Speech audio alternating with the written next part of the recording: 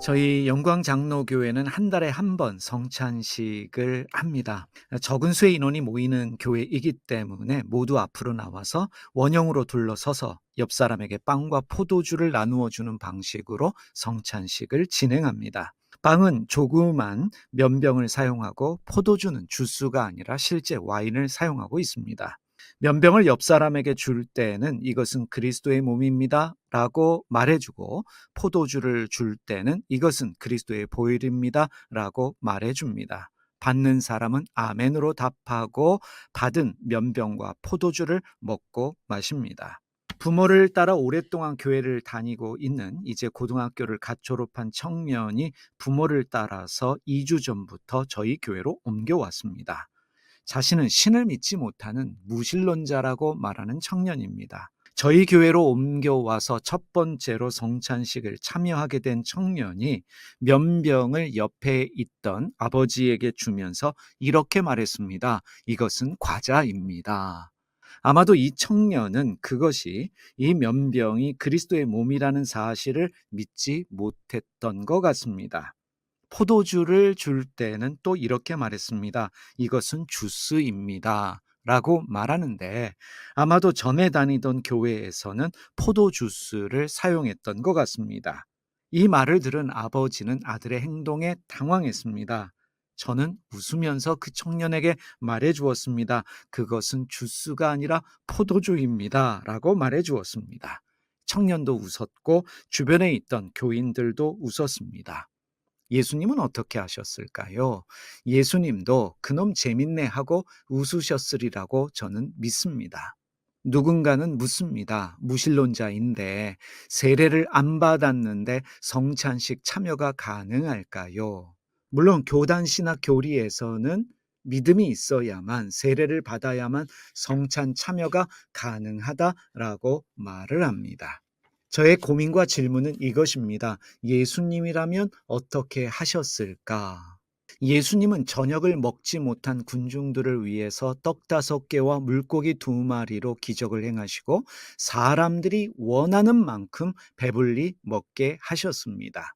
요한복음 6장 11절 말씀 개역개정의 번역으로 읽어보겠습니다.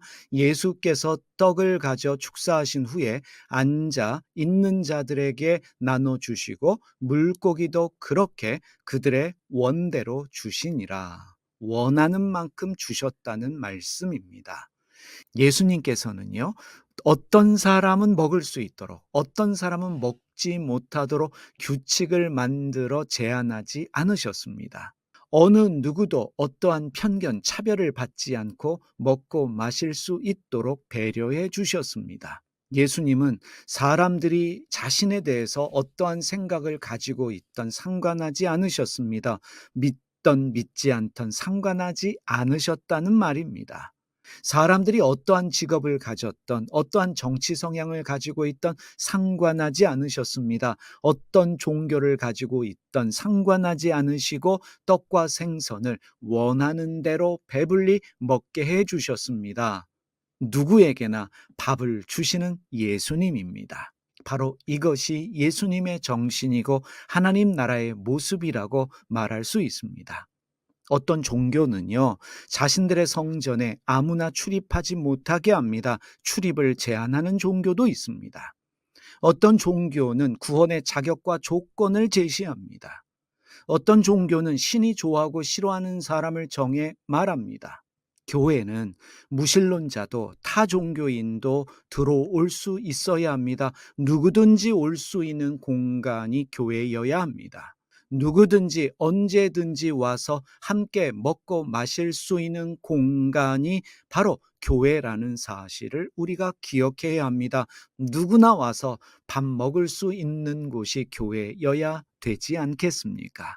우리가 믿고 있는 그 예수님은 누구에게나 밥을 주시는 예수님, 목마른 누구에게나 물을 주시는 분이 바로 예수님이십니다. 여러분, 예수님은 사람을 차별하지 않으십니다. 예수님은 어떤 누구에 대한 편견도 가지고 있지 않습니다. 예수님은 모든 사람을 사랑하십니다. 요한복음 7장 37절 말씀 200주년 신약성서의 번역으로 읽고 말씀 마치겠습니다. 누가 목마르거든 내게로 와서 마시시오.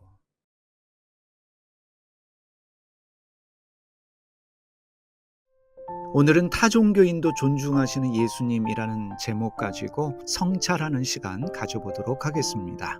저는 나이가 들어가면서 저희 어머니를 생각하면 누가 뭐라고 해도 저에게는 저희 어머니가 최고입니다. 그런데 누군가가 저의 어머니를 비하하거나 비난한다면, 함부로 말한다면 그 사람을 무례한 사람이다 생각하게 될 것이고, 제가 그 사람에게 당연히 분노할 것입니다. 마찬가지로 저 역시 다른 사람 어머니에 대하여 함부로 말할 수 없습니다. 그 어머니가 어떻다 평가할 수 없고, 그 어머니가 좋다 나쁘다 감히 말할 수가 없습니다. 저에게 저의 어머니가 최고이듯이 그 사람에게 그의 어머니는 그에게 최고이기 때문입니다. 당연하게도 제가 그 사람의 어머니를 비하하면, 비난하고 있다면, 함부로 말하고 있다면 저는 무례한 사람입니다. 상식 밖의 사람입니다. 그 사람이 저에게 화를 낸다면 그것도 당연한 일입니다. 사람마다 가지는 종교는 다릅니다. 그런데 그 사람이 가진 종교는 그 사람의 어머니와 같다라고도 말할 수 있겠습니다. 저는 기독교인입니다. 예수님을 따르고 있는, 예수님을 믿고 있는 크리스천입니다. 저의 종교가 저에게는 최고입니다. 가장 소중합니다. 그런데 저의 종교를 누군가가 비난하고 있다면, 비하하고 있다면, 함부로 말한다면, 제가 믿고 있는, 따르고 있는 예수님에 대하여 함부로 말한다면 당연히 저는 기분이 좋지 않습니다. 마찬가지로 저는 다른 사람의 종교에 대하여 함부로 말할 수 있는 권리가 없습니다. 함부로 그 사람이 믿고 있는 종교에 대해서 비난하거나 비하할 수 없다는 것입니다. 저에게 저의 종교가 소중하듯 그 사람에게는 그의 종교가 소중하기 때문입니다. 마태복음 2장에 보면은 아기 예수님을 방문하여 예물을 드리는 동방박사들의 이야기가 나옵니다. 헬라어 성경에는 그들을 마고스라고 기록하고 있습니다. 마고스는 마법사, 점성술사를 일컫는 말입니다. 사도행전에 보면 마술을 부리는 자들이 나오는데 그들이 바로 마고스입니다. 마고스는요, 기원전 6세기부터 사용되어진 단어인데 페르시아 지역의 힘 있는 계급인 점성술사들을 말합니다. 이 조로아스터교의 신자들을 일컫는 이름으로도 사용되기도 했습니다. 한마디로 마고스는 타 종교인들이라고 이해할 수 있겠습니다. 당시 유대교 랍비들은 점성술사로부터 배우는 사람은 죽어 마땅하다고 가르쳤습니다.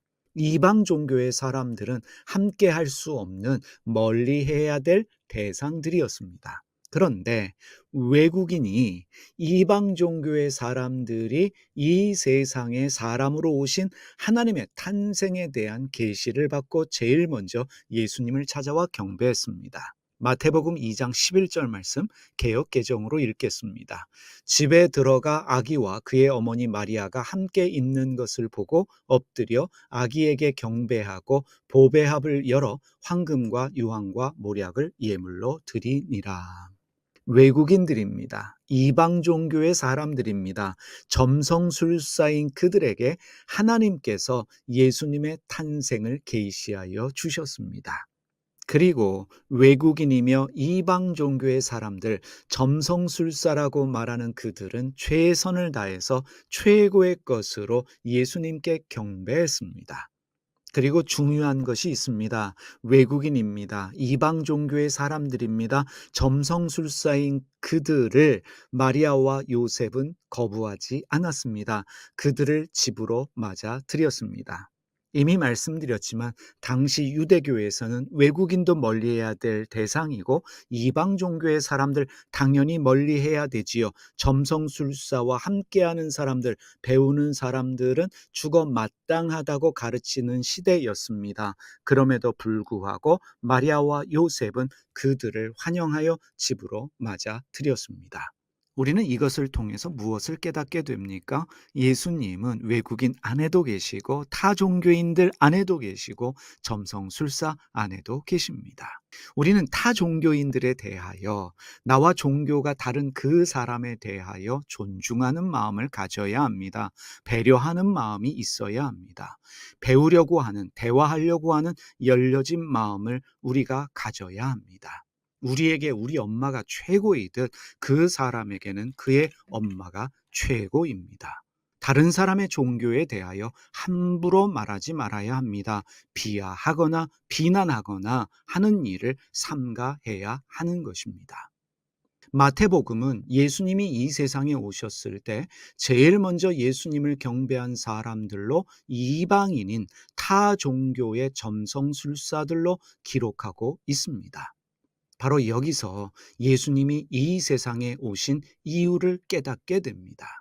종교가 다르다고 비난하거나 비판하거나 비하하는 일 삼가해야 합니다. 종교가 다르다는 이유로 싸우려고 하지 말아야 합니다. 내가 믿는 신을 믿어야 한다라고 강요할 이유도 없습니다. 나에게 우리 엄마가 최고인데 너도 우리 엄마가 최고다라는 사실을 믿어라, 그렇게 말해라 강요하는 것은 무례한 일입니다. 상식 밖의 일입니다. 서로 존중하고 배우면서 배려하는 마음 가지고 서로 사랑하라, 이것이 예수님의 가르침입니다. 이러한 것들을 가르쳐 주시기 위해서 예수님께서 이 세상에 오시지 않았는가 우리는 생각하게 됩니다.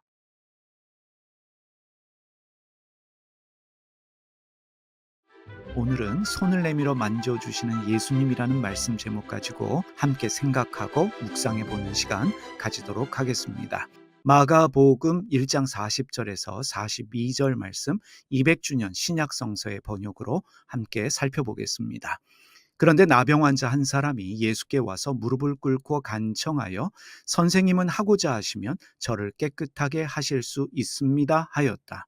그러니 예수께서는 측은히 여기시고 당신 손을 펴 그를 만지시며 내가 하고자 하니 깨끗하게 되시오 하셨다. 그러자 즉시 그에게서 나병이 물러가고 그는 깨끗하게 되었다. 심각한 피부병에 걸린 나병 환자가 예수님께 와서 치유를 간청합니다.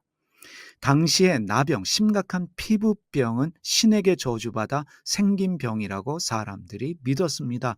그래서 나병에 걸린 사람, 심각한 피부병에 걸린 사람은 무시당하고 차별당했습니다. 저주받은 사람이었기 때문입니다. 나병 환자, 심각한 피부병에 걸린 사람과 접촉하면 더러워진다, 병에 걸린다, 거룩함이 손상된다 라고 믿었기 때문에 사람들로부터, 사회로부터 철저히 격리당하던 사람들이 나병 환자, 심각한 피부병에 걸린 사람들이었습니다. 사람들이 철저히 외면하고 있습니다. 차별당하고 있습니다. 그 마음의 고통이 어떠하겠습니까? 저주받아 생긴 병이라고 사람들이 말할 때마다, 그래서 자신을 무시하고 철저히 외면할 때마다 그 마음의 고통 심각했을 것입니다. 또 심각한 피부병 때문에 생기는 육체의 고통 또한 말할 수 없는 고통이었음을 우리가 상상할 수 있습니다. 사실은 이들이 겪고 있는 고통은 겪어본 사람만이 알 수 있는 고통입니다.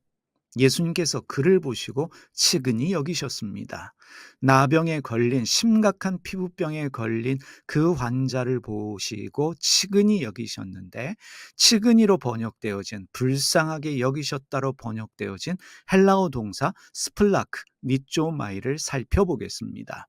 스플라크 니쪼마이는 심장, 폐, 간 등의 내장 기관을 뜻하는 단어에서 만들어진 말입니다. 심장이 찢어지는 고통이라는 뜻입니다. 상대방이 느끼고 있는, 어떤 사람이 느끼고 있는 고통을 동일하게 온몸으로 느끼는 고통의 상태를 말합니다. 당신의 고통을 보니, 당신의 어려움을 보니 내 심장이 찢어지는 것 같습니다 라고 말하는 단어가 스플라코 니쪼마이입니다. 이 스플라크니쪼마이를 영어로 번역할 때는 컴패션으로 번역을 합니다.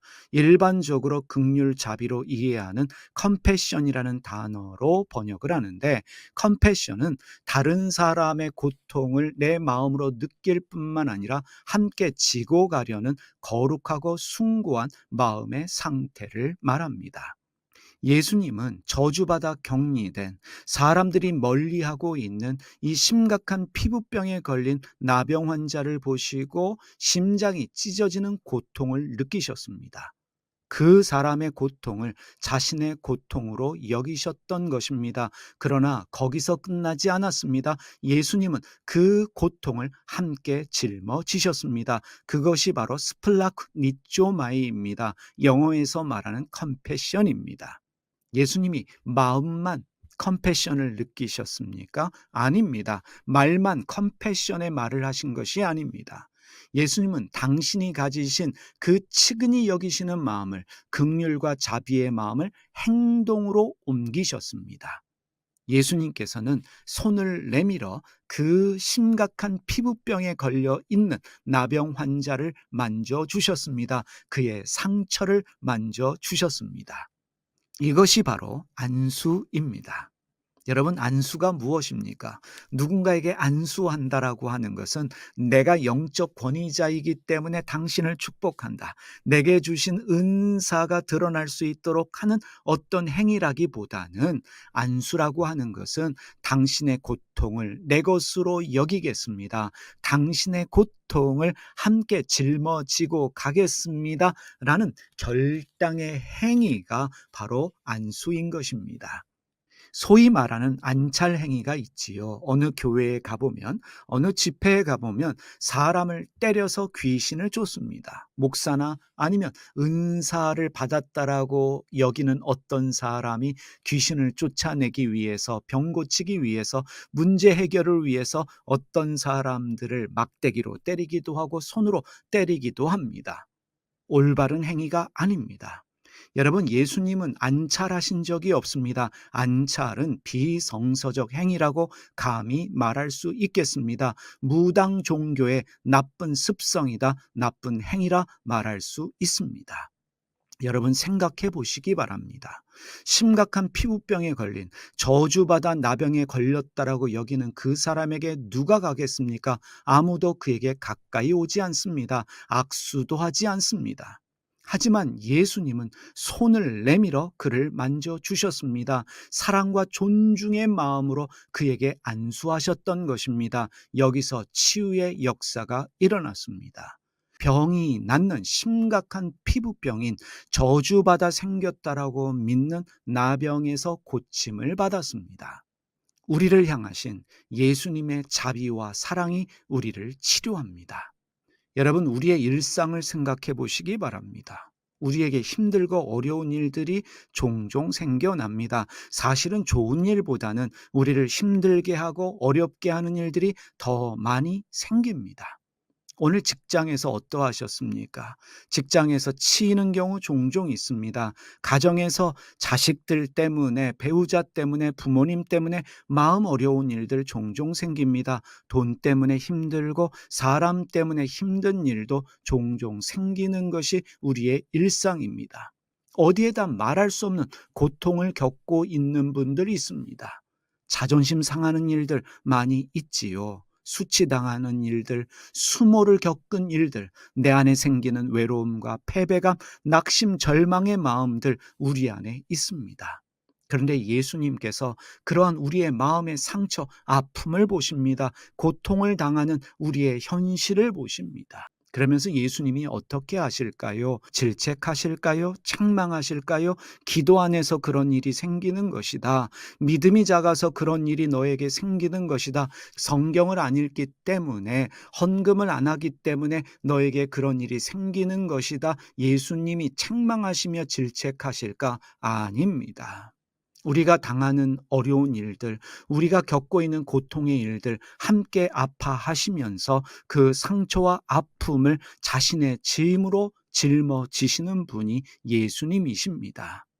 그리고 우리의 아픔 상처를 어루어 만져 주십니다. 손을 내밀어 그 상처와 아픔을 만져 주시는 분이 예수님이십니다. 지금도 보이지 않는 예수님의 손이 우리의 삶을 만져 주고 계십니다. 그러하기 때문에 우리의 삶은 분명히 달라질 것입니다. 여러분 믿으십시다. 우리의 삶을 돌아보시는 예수님이 있기 때문에 어제보다 나은, 오늘보다 나은 내일이 될 것입니다. 분명 기적이 일어날 것입니다. 예수님이 왜 하나님입니까? 예수님이 신인 이유가 무엇입니까? 동정녀에게서 태어났기 때문에 예수님이 하느님일까요? 기적을 행하셨기 때문에, 죽었다가 부활하셨기 때문에 하느님이실까? 물론 그것도 이유가 되겠지만 예수님이 하나님이신 이유, 우는 자와 함께 울어주시기 때문입니다. 인간이 겪고 있는 고통에 대하여 함께 아파하면서 그 고통을 자신의 고통으로 짊어지셨기 때문에 예수님이 신이시며 우리의 하나님이 되시는 것입니다. 바로 그것을 증명하고 있는 것이 십자가의 사건입니다. 우리의 고통과 아픔을 자기의 것으로 여기시며 함께 아파하시며 그 고통을 짊어지시는 예수님의 컴패션, 자비의 마음, 예수님을 믿고 따르는 우리에게도 필요한 마음이 아닐까 생각하게 됩니다. 사랑하는 여러분, 예수님의 사랑과 은혜가 있기 때문에, 우리를 돌보시는 그분의 손길이 있기 때문에 오늘뿐만 아니라 내일도 넉넉하게 살아가게 될 줄 믿습니다.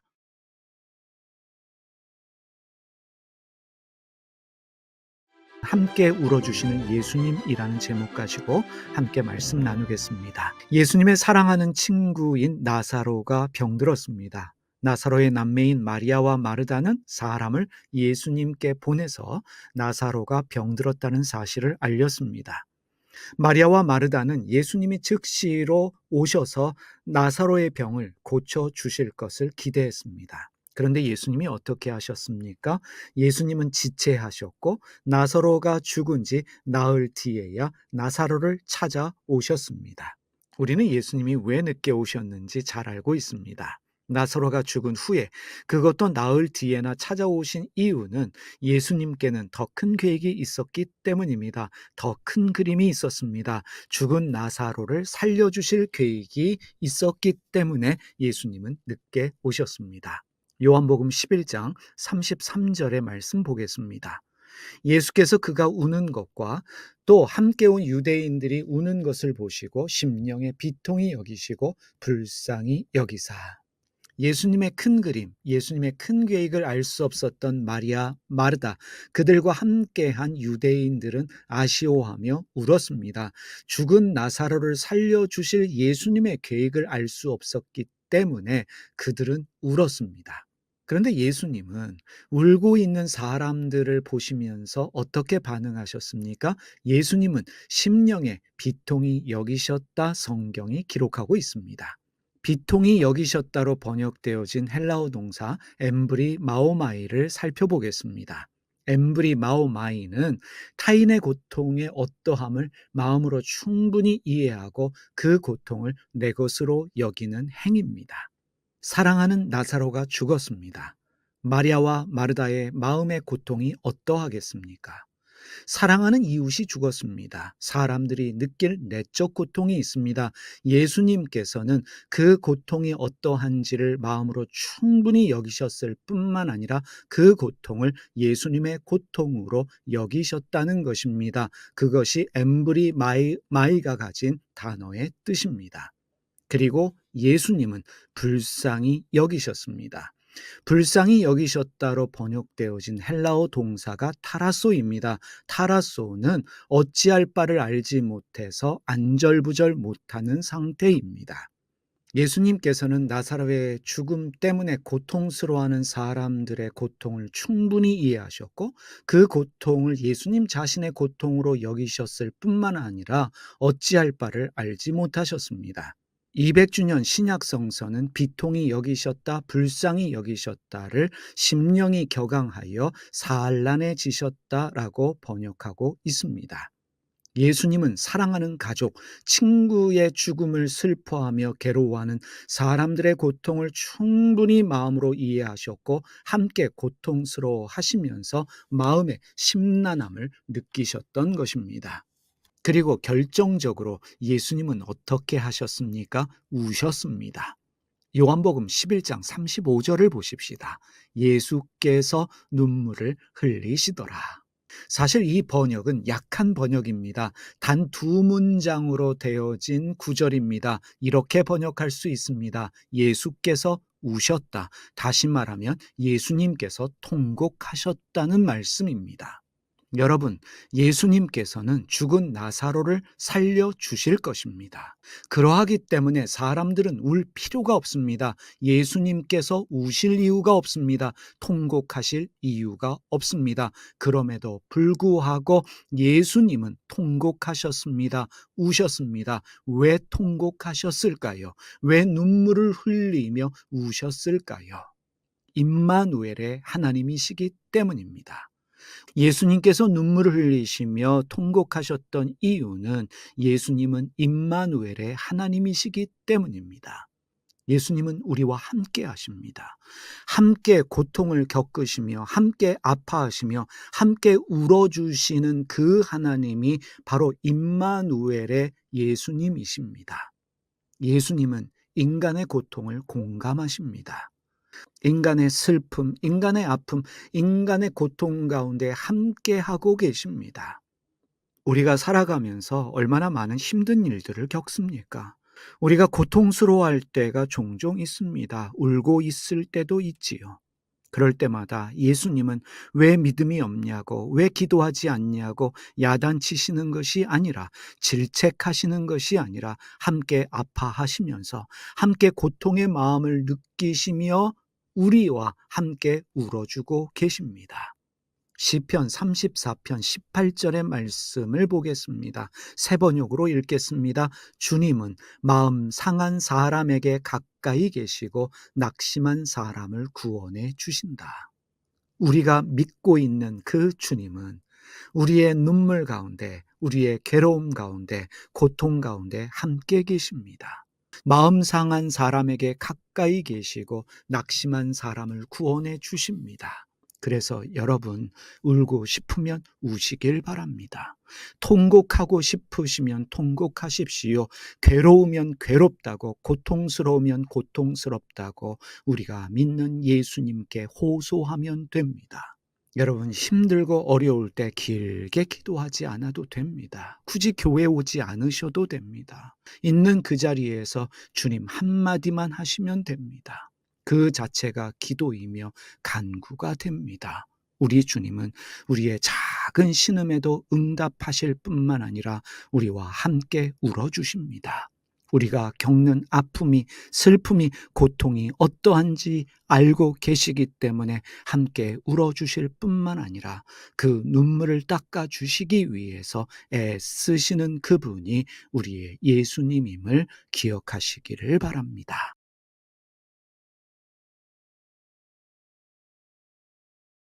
오늘 퇴근길에 만나는 예수님 말씀의 제목은 묻지도 않고 따지지도 않으시는 예수님입니다. 예수님이 붙잡혀 십자가에 못 박히실 때 예수님의 제자들이 어떻게 했습니까? 도망쳤습니다. 특히 베드로는 예수님이 누구인지 모른다고 예수님을 부인했습니다. 그런데 십자가에 못 박혀 죽으셨던 예수님께서 3일 만에 부활하셨습니다. 그리고 제자들에게 다시 나타나셨습니다. 제자들의 입장에서 생각해 보시기 바랍니다. 얼마나 황당합니까? 당황스럽고 혼란스럽고 어찌할 바를 알지 못했음에 분명합니다. 부활하신 예수님께서 배신한 자신들을 더 이상 신뢰하지 않으실 것이다 생각했을 것입니다. 우리는 여기서 끝이다. 그래서 제자들이 어떻게 합니까? 다시 물고기 잡으러 나갔습니다. 요한복음 21장 3절 말씀 200주년 신약성서의 번역으로 보겠습니다. 시몬 베드로가 그들에게 나는 물고기 잡으러 가겠소 하고 말하자 그들은 우리도 당신과 같이 가겠소 하였다. 그들은 나가서 배에 탔으나 그날 밤에는 아무것도 잡지 못했다. 밤새 아무것도 잡지 못한 제자들은 춥고 배고픈 상태였음에 분명합니다. 내적으로는 어떤 상태입니까? 상실감, 좌절감에 사로잡혀 있었을 것입니다. 예수님을 배신했고 예수님을 모른다고 부인했던 그들입니다. 그런데 예수님이 그들을 찾아오셨습니다. 그물을 어디에 던져야 할지를 알려주셨고 많은 물고기를 잡게 하셨습니다. 여기서 끝나지 않았습니다. 요한복음 21장 9절 말씀입니다. 역시 200주년 신약성서의 번역으로 보겠습니다. 그들이 뭇에서 내려서 보니 숯불이 있고 그 위에 생선 한 마리가 놓여 있었으며 빵도 있었다. 누가 숯불을 마련했고 생선과 빵을 누가 준비했겠습니까? 예수님이 친히 준비하셨습니다. 춥고 배고픈 제자들을 위해서 예수님이 친히 숯불과 생선 그리고 빵을 준비하신 것입니다. 여기서 또 다른 질문을 드려보겠습니다. 예수님께서, 부활하신 예수님께서 제자들을 찾아오신 이유가 무엇이겠습니까? 왜 도망갔냐고, 왜 나를 부인하며 배신했냐고 따져 묻기 위해서 예수님이 제자들을 찾아오신 것이 아닙니다. 제자들의 어떤 변명을 듣기 위해서 예수님이 제자들을 찾아오신 것도 아니고 책망하기 위해서 찾아오신 것도 아닙니다. 그저 춥고 배고픈, 낙심하고 절망하는 제자들을 위로하시기 위해서 예수님이 찾아오셨습니다. 다시 한번 말씀드립니다. 예수님은 제자들의 실수, 제자들의 잘못에 대해서 전혀 따져 묻지 않으셨습니다. 제자들이 무서워서 도망하고 부인하고 그래서 배신해도 여전히 그들이 예수님의 제자라는 사실을 깨닫게 해주기 위해서 예수님이 제자들을 찾아오신 것입니다. 부활하신 예수님은 친히 제자들을 위해서 아침 식사를 준비하실 뿐만 아니라 직접 섬겨 주셨습니다. 요한복음 21장 13절 역시 200주년 신약성서의 번역으로 보겠습니다. 예수께서 다가오시어 빵을 집어들고 그들에게 주셨다. 그와 같이 생선도 주셨다. 예수님께서 춥고 배고픈 제자들을 위해서 친히 숯불과 물고기 그리고 빵을 준비하셨습니다. 그리고 그 빵을 집어들어 그들에게 주셨습니다. 생선도 직접 예수님께서 나누어 주셨습니다. 얼마나 멋지고 근사한 일입니까? 우리가 믿고 있는, 우리가 따르고 있는 예수님은 멋지고 근사하신 분입니다. 여러분, 실수했다고 좌절하거나 포기하지 마시기를 바랍니다. 예수님은 따져 묻는 분이 절대로 아닙니다. 그럴 수도 있다. 그러려니 하면서 미안해하는 우리의 마음을 보듬어 주시는 분이 바로 예수님입니다. 내가 실수하고 실패했음에도 불구하고 나를 포기하지 않으시고 여전히 나의 손을 잡고 함께 걷고 계신 그분이 예수님입니다. 나의 실수, 나의 실패, 나의 죄에 대해 따져 묻지 않으시기 때문에 그분이 하나님이십니다. 혹시 여러분들 중에 낙심하고 절망하시는 분들 있습니까? 어떤 문제가 있기 때문에, 실패했기 때문에, 혹시라도 죄를 지었기 때문에 낙심하며 절망하시는 분들 있습니까? 먼저 나를 찾아오시는, 친히 제자들을 위해 아침 식사 준비해 주시고 직접 섬겨 주신 그 예수님의 섬김과 사랑을 묵상하시면서 힘내시기를 바랍니다.